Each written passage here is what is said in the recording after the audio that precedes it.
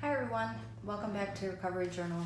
I want to talk about something different today that I've noticed a lot lately and I've been thinking about a lot. And it's something I talked to my doctor about a lot, my actual addictionologist. And I think it's a lot more common than a lot of people realize, and it's not studied as much as it could be or should be. You know, we all know that substance abuse sometimes can lead a person to be violent. It's the time old tale of the alcoholic parent that beats you or neglects you, or, the addict that does the same if they're addicted to drugs or alcohol. But the thing that we're not talking about as much as we should be is intimate partner violence, and how it's experienced so frequently by addicts and recovering addicts. I think it's really, really prevalent and we're not seeing it. I run into it personally a lot. For instance, there's a person on Instagram that I follow who, it seemed like she became really, really down, talking about her husband, controlling her and getting down on her and things like that. And then talking about getting sick a lot and the symptoms that she was describing, like flu-like symptoms all the time. I thought, I wonder if she's going through withdrawal. She's trying to quit buprenorphine. So sure enough, I direct messaged her and I was correct. Not only is her husband emotionally abusive, financially abusive, but she's also trying to get off of Suboxone to make him happy. And you can pick it out so easily, a lot of things that you're experiencing yourself. So it was almost like I knew that those were symptoms of Suboxone withdrawal and things like that. And, he moved her away from home, didn't want her to be around her family and things like that. And, they moved far away and she didn't have a doctor anymore to prescribe to her. So she was going through withdrawal. This happens so much more than people realize. And I want to explore today why. Why do you think it happens? Put that down in the comments if you experience it or you have an opinion on it, because I'm interested in hearing. These statistics and things that I've read are from studies. But first of all, I think it's important to talk about what is intimate partner violence or domestic violence or abuse. What are the different types? So I don't want to drone on too much about it, but some people don't know that what they're going through is abuse. So I think it's important to get this out there in case anybody in recovery, is being held back from getting better or, are in active addiction, but they're going through these things and they're not realizing it. So really quickly, I want to go through the different types of abuse and what they mean, Everybody knows what physical abuse is, right? Somebody puts their hands on you, somebody hits you, punches you, things like that, or makes you feel threatened or scared. A lot of people don't know that is physical abuse when somebody threatens you or makes you scared that you are going to be hit or something is going to happen to you along those lines. Also, if somebody punches a hole in the wall or, makes threatening gestures or things like that to scare you, well, that is also physical abuse. So that one's a little bit, more common and it's something that a lot of people know. But the thing that a lot of us don't know is emotional and financial abuse. And those are some things that are very, very common, more than you would think.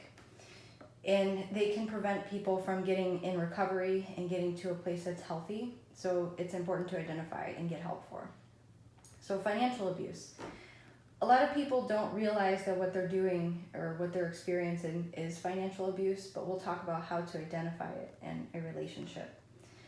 It involves controlling the victim's ability to acquire, use, and maintain financial resources. So the people that are victimized financially might be prevented from working, where they are told that they can't work, or it would be selfish for them to work, or there's a good reason why you can't work when they want to work. Everybody should have free will. They should be able to work if they need to, or want to, or can work. So preventing somebody from work. Now, I'm not talking about, there's different ways to prevent somebody from doing something. It's not just, I forbid you to work, or it would be really selfish of you to work and put all of our kids in childcare every day. I mean, yeah, that's preventing somebody from working. But, physically standing in front of the door, when they're trying to go to work, yeah. But A lot of abuse is very subtle and systematic, systematically oppressing another person. Like, for instance, you haven't worked in a while because, you were told not to, or whatever the situation is, or you stayed home to have a child, and then you go to apply for jobs again, and your spouse is not supportive. They're not happy for you. They're not your, greatest cheerleader. They're not having your back. They're not helping make arrangements for things like interviews that you need to do for childcare, or having a car to get there. So they are subtly letting you know through their gestures and words that they're not happy about it. Even if they're not just, telling you that. Your spouse should always be supportive in your endeavors and things that make you happy and the things that you need to do. And if they're not, well, that's a problem. So it's not just physically preventing somebody, but some, victims of financial abuse, they actually do have a job, and they might have their money restricted or taken or stolen by the abuser, and rarely do they have complete access to money and other resources. And when they do have money, they have to account for every penny spent, or their abuser, it gets down on them for every penny spent, just about. And they're reminded constantly, even if it's normal things that they needed, or things that they, their abuser knew that they did before the marriage or the relationship. So overall, it varies from situation to situation. Sometimes the abuser uses subtle tactics like manipulation, stonewalling, gestures, or they're really overt, demanding and intimidating. But in the end, it's always about power and control. So it's one of the less understood forms of abuse. But the effects are devastating. Victims feel inadequate, unsure of themselves due to that type of abuse, and the emotional abuse that accompanies it. Sometimes they have to go without food or other necessities that they need because they just don't have the money. Even making a person ask for money, all the time, when it's just for simple things like gas or food or groceries, things for your children's school. That's abusive. So in the short term, it leaves them vulnerable to physical abuse and other violence. Without access to money, the family bank account, credit cards, and other financial assets, it's really difficult for a person who's a victim to do any type of safety planning, but the abuser knows that. So, for instance, if an abuser is particularly violent and the victim needs to leave in order to stay safe, it's difficult without money or a credit card or a job. And the abuser knows this. They're controlling you. So, in not being able to work, that's an issue too, because, the abuser is making it so that you have to stay no matter what they do to you. You don't have the resources to leave. And a lot of times there's a lot of lead up to that because it begins subtly, but it happens over time. A lot of big ticket items are put in your name, and then the abuser does not help pay for them when that was what was promised. So you end up with things like repossessions, foreclosures, defaulted loans and collections, being evicted from your home. Those things end up happening where it's very difficult for you to recover on your credit to be able to get on your feet again. So not only do you, have these issues, but then your credit suffers. So you're not allowed to work, your credit is annihilated, and you don't have anything in your name anymore because of it. That's what ends up happening. And then you don't have access to a job because you're forbidden to work through either directly saying you're forbidden or making sure that the person knows it. So without basic needs like food, clothing, and transportation, you can't take care of your kids, and then you end up having mounting legal issues. So it's a trap, and a lot of addicts end up in situations like this. And we're going to talk about why down the road. So we're getting there, and why I think anyway, and what I've read. So let's just make sure that here's some examples. Trying to control use of your access to money that you have earned or saved or are entitled to. Like, for instance, you're entitled to, like, if you have two spouses, right, and your assets are joint, it's just the way it is. and one spouse works and one spouse does not. They stay home and they take care of the house and the kids, and they cook and they clean and do the dishes and the laundry, and they do what's expected and asked of them, while the other partner works, and that's the arrangement that you have worked out. Well, in that case, that is your job. The money that comes in is both of yours from the spouse that works, because you jointly made that decision and you should have access to that. Obviously you can't take all the money in the bank and go on vacation, but you should be able to freely buy things like groceries and gas and things like that without begging for money or having to ask for it or being told that you can't, or not being given enough to do what you need to do. So using your assets for personal benefit without asking, taking money or using credit cards without permission, ruining your credit history by running up limits and then not paying the bills, claiming to make the payments or bills in your name but not following through or offering to help when you put things in your name, borrowing money or making charges without repaying it. I guess these are more things when you're not married.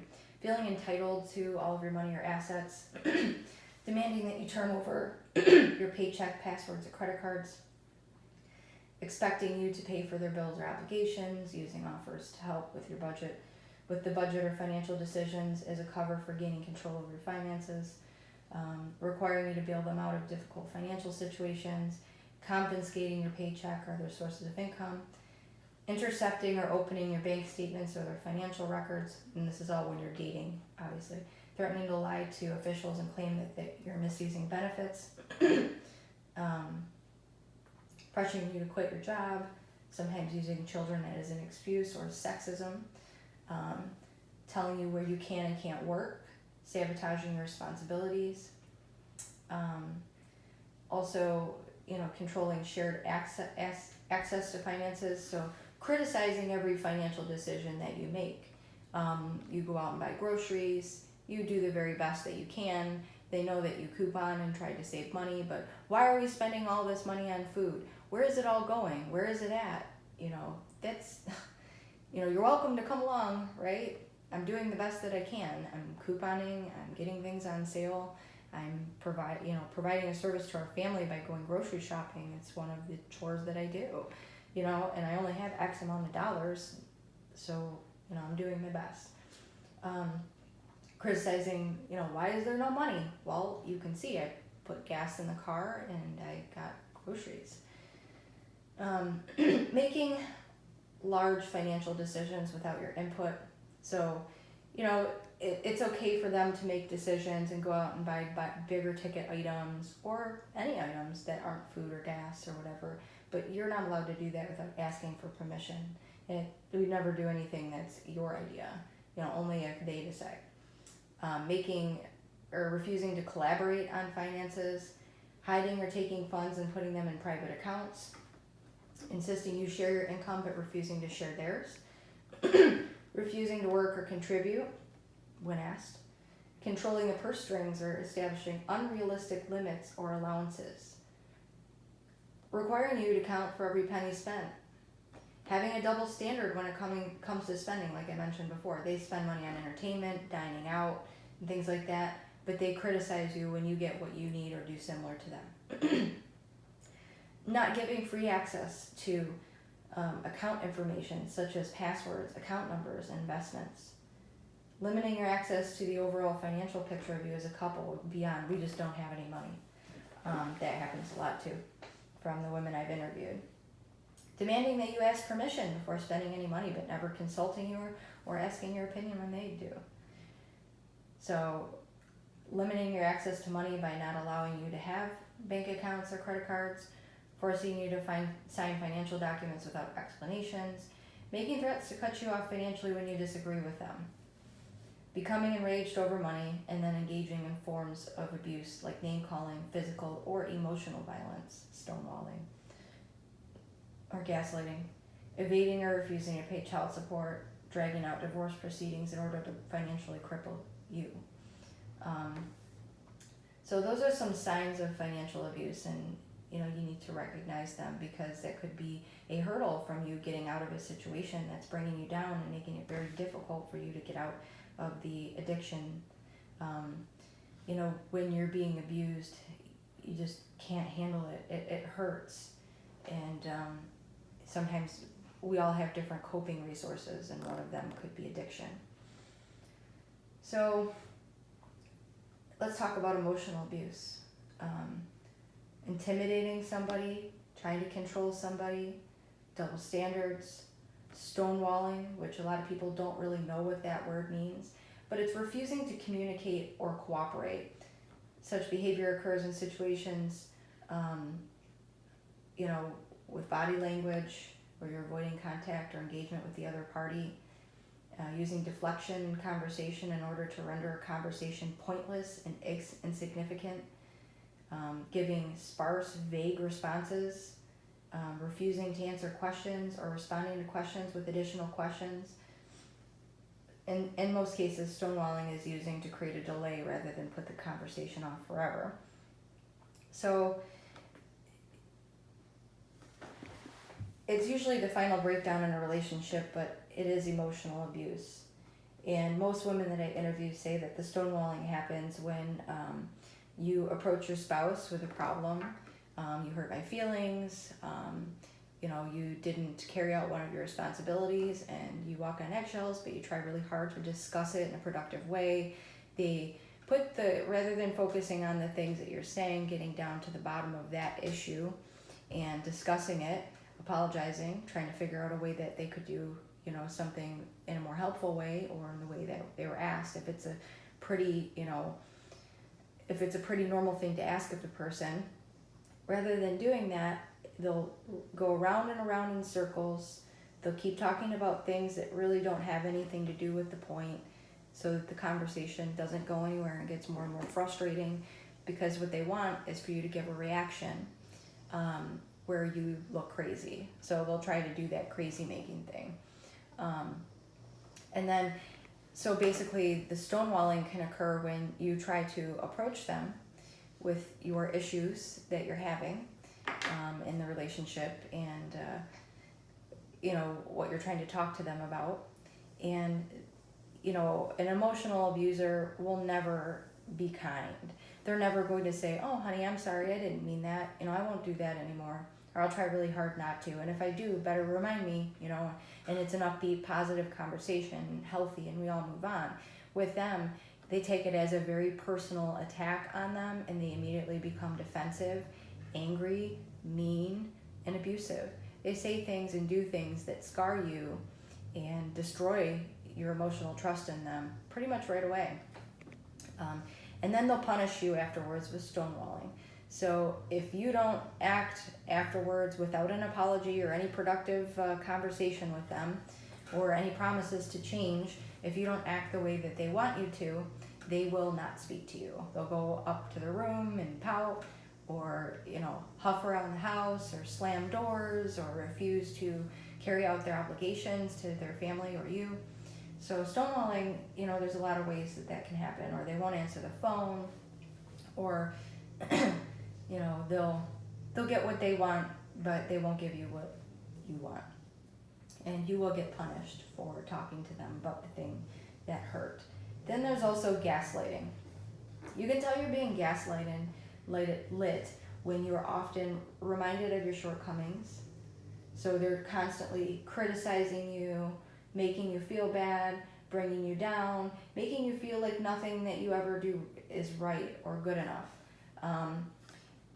In this circumstance, they don't make those statements to solve a problem, but rather to make you feel defensive by causing you to feel vulnerable. The gaslighter has created a power differential in the relationship, and they make you feel insecure of yourself because of these behaviors, and make you question your worth as a person, which nobody should do that to anybody else with the things that they're actually saying.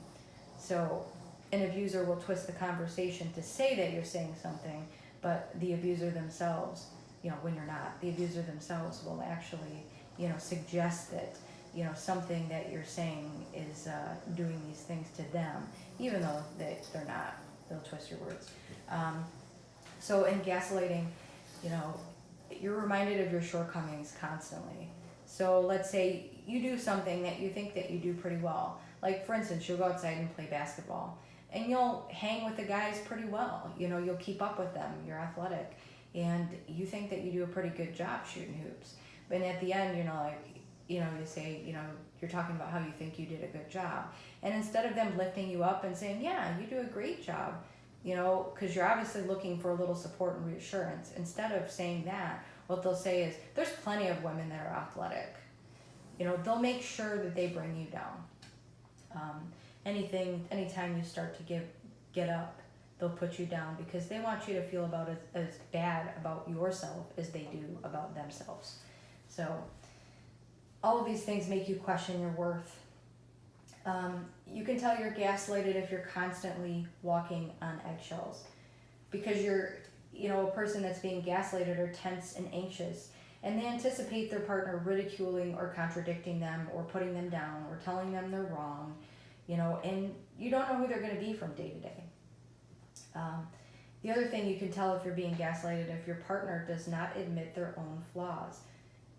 They're always in attack mode, and if ever their own flaws or shortcomings come up, if they're criticized, they're quick to blame other people and make excuses. They'll bring up something from the past that they, never told you that you did that upset them from like years and years ago, but they weren't big enough to have an adult conversation about it, so it obviously wasn't that important.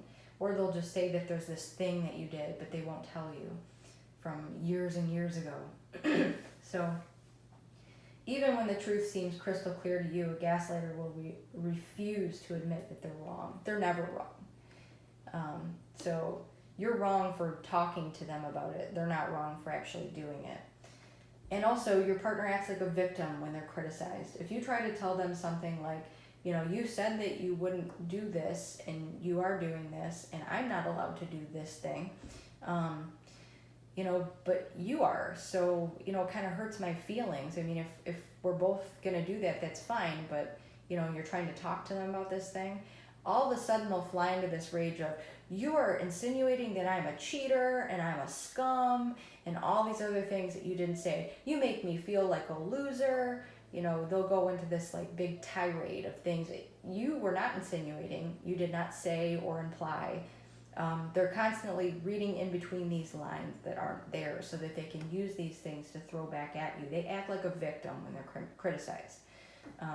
So basically they can do anything that you want. Eventually, also, you'll know you're being gaslighted when you hear negative, or you make negative comments about yourself. It's very hard to feel good about yourself when you have somebody who treats you this way. Also, you'll be saying I'm sorry a lot because, when you do things that are wrong, you say you're sorry. And their moods are so mood swingy all the time, you're apologizing, but they never apologize to you. It's very rare. If they are, there's a reason they're doing it. They want something, or they need something from you, or they really need to shut this argument down because they need you to hold up an appearance. So you'll also know if you're being gaslighted when you're looking to seek acceptance from the gaslighter. So despite you being treated poorly, you're constantly trying to gain their acceptance. You're hoping to avoid the tension of the Jekyll and Hyde persona, get better treatment. You'll think, if you just wear this, if you just say this, if you just do more for, the kids, their kids instead of your own, or if you just, mow the lawn for them, or if you just look better, you become more and more compliant until you're like a robot. Because they have the power to give the acceptance to the partner, they can take it away. Also, you'll find yourself making excuses for the gaslighter's behavior because you feel ashamed about being powerless in the relationship. You go in denial, pretend everything's fine, or you come up with excuses for your partner's behavior, telling people it's my fault, or it's okay, I'm acting too sensitive. For instance, an example I can think of is you have a family member or a friend over, and this family or friend brings something to your spouse or your family. And instead of saying thank you, your partner criticizes it, says it's terrible. Why would you get this? Why would you bring this? This is awful. And you feel your face get hot, and you make excuses. He had a rough day, she had a rough day, she was working all day, sorry about that, we're just really tired, you'll make excuses. Your partner tells clear lies. You know that when your partner is talking to you, it's a lie, but they say it with a straight face. They're setting a precedent for their future behavior doing this to make their partner feel unsteady and feel crazy. They lie all the time. They'll be the first one to declare that they're so honest and so loyal, but they might feel that way and be able to say that because they know that you can't call them out on all the things that they lie about. Because if you do, it'll be World War III at your house. So they can hold their head up and say that they're so honest, but they're not. If you were to come to them with a lie, they would throw a fit. They'd be defensive. They'd call you names. They'd say you're implying I'm X, Y, and Z, even though you didn't say it. I mean, even when you have direct proof, like they said that they were at a restaurant, but really they were at a bar, and they lied about it. You could tell them that. You could show them pictures. You could show them proof, but it wouldn't matter because they weren't there, and then you would become the bad guy. They deny something that you have proof of. Like you literally, they say, I never do that thing that you're really just genuinely trying to talk to them about. They'll say they never do it. And you can say, well, I'll give you examples. And this date and this time, you said this. And then this date and this time, and remember this time. And they'll just deny it. Even though you have proof, even if you have a video, even if you have a text, or even if it's in writing, they'll deny it. They attack your foundation. So they know the things that are nearest to you, and they'll attack it. Like, for instance, your parenting, right? Parenting means a lot to you. You don't have much left in your life, but what you do have is that you're a parent, and you have kids that you love and still love you, hopefully. So they'll attack that. You'll be parenting your kids, and they will talk down to you in front of them, so they don't have any respect for you anymore, or they'll cut down everything that you're saying. They will criticize your parenting right in front of the children, so they'll break down what little you have left. They'll confuse you with morsels of positive reinforcement. Basically, they're always cutting you down, but sometimes they praise you for something because they want you to feel confused because you start to question if they're really as bad as you think. But it's a calculated attempt to keep you on edge and control you and to question your reality. So basically, they'll train you to feel like if they abuse you and you find a way to get through it without crying, without showing it, that it's hurting or sweating it at all, and you find a way to get through that situation, they'll be really sweet to you and they'll reinforce it positively. They'll be loving and all of these other things, and they'll suddenly have time for you and they never do. And things will flip, and they're reinforcing you to handle the abuse better. They try to confuse you, so it becomes this vicious cycle of pain and confusion. So there's a lot of things. They isolate you too. They'll move you far away from everything that you've ever known. They won't like your family. They won't like your friends. They'll call you crazy because they'll gaslight you until you start getting really upset. They'll swear that everybody else is lying. They'll tell you that you're too sensitive, even though you're talking about things to them that they did that were really horrible. They'll wonder why you aren't happy anymore. It's basically you'll just feel defeated. You'll trust other people's judgment more than your own, and you won't trust yourself anymore. You'll become insecure, drained. They want you to be drained because you can't fight back anymore and stand up for yourself. They'll blame it on things like your medication, and we'll get into that in a minute. The fact that you're suddenly standing up for yourself, that's because of your medicine. And you'll hear that a lot. Most people, medicines are going to have side effects. I'm sure the other medications that they're on or have been on or had to take have had side effects too. But they'll blame everything on your medicine because they don't want anything to be going well for you. So why do we as addicts end up in these abusive relationships and situations? Well, what I believe is that a lot of us are victims from our childhood or past. So they say that, once you are in an abusive situation and you develop that PTSD, a lot of us become really empaths, really empathetic. And it's from the PTSD of the abuse that we suffered as children, or from a sexual assault, from a family member or whatever. And, if you have somebody repeatedly abuse you, you're trying to make them happy, so that they don't abuse you again, and you become really like an empath. And abusers and narcissists are completely drawn to people that seem a little bit helpless, um, like they're rescuing you, even though that's not always how it happens. And abusers are drawn to people that have already been abused. They can see it, they can smell it. You've got that, come and help me thing going on, and you're very empathetic. So that when they tell you about their ex being so horrible and so awful, you're going to empathize and say, oh, shame on her or shame on him. You're better than that. And you'll tell them everything that they want to hear to give them that narcissistic supply, and they'll feel great about themselves. And then when you're washed up and you don't have anything left, they'll just tear you apart and they'll break you down. So that's why I think it happens. So your self-worth just breaks down so much that you can't get up, and you let somebody abuse you. So oftentimes what I see and what I've heard of happening, and I've, from interviews and things like that, is that while you're in active addiction, you meet somebody and you end up getting married or in a long-term relationship. And then you get into recovery, right? You get off of your drug of choice, you start getting into meetings, you get help, you're doing better, and they see that, and so everything's looking up. And when you get stronger and you come out of it, you start becoming much, much more capable of defending yourself, standing up for yourself, doing your own thing. You're ready to get a job, you're ready to go out in the world. You can take care of yourself now. You don't, you're strong or stronger. And what ends up happening is they don't like that.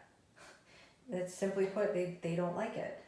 You're able to fend for yourself and take care of yourself and stand up. So a lot of people, what happens is they get into recovery, and it's almost like they wake up one morning and they realize their life is an absolute nightmare. So that happens more often than people realize. We're like, I'm in this abusive relationship. I don't have access to our money. I don't have my own car. I'm not allowed to work. I haven't worked in years because I was told that I shouldn't or couldn't. And every time I tried, I was, reminded subtly or directly that I shouldn't or couldn't be working, with gestures or actual words or physical force.